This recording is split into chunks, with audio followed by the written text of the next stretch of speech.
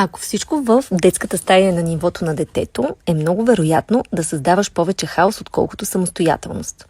Казвам го, защото и ние минахме през това. В един момент се опитвахме да направим всичко правилно, да има достъп до всичко, да може детето само да избира и да бъде самостоятелно. И реално се получи точно обратното. Имаше твърде много избор, твърде много стимули и усещането в стаята беше по-скоро напрегнато, отколкото спокойно. Тогава започнахме да си задаваме въпроса какво всъщност означава среда на нивото на детето.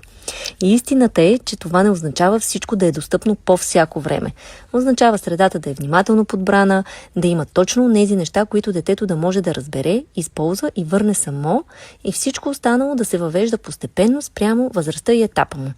Откакто започнахме да мислим по този начин, нещата се промениха наистина светкавично бързо. Имаше повече фокус, беше по-спокойно и имаше много по-малко хаос и бъркотия. И всъщност това са част от нещата, които сме събрали в нашия видео мастер-клас за декор и организация на детска стая. В него говорим много по-задълбочено за това как да създадете среда, която подкрепя детето, през организация, зониране, цветове, избор на мебели, които растат с детето, така че пространството да работи за всички и по всяко време. Добавили сме и доста практични бонуси, готовите цветови палитри, любими наши брандове с отстъпки и насоки как да създадете една по-здравословна и нетоксична среда от дома съвсем сами.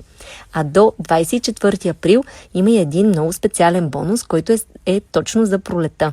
Наръчник как да организирате детската стая и дома, така че да се поддържат лесно, включително как да включите и детето в този процес без напрежение. Ако усещаш, че това е тема за теб в момента, можеш да разгледаш повече на линка в профила ни.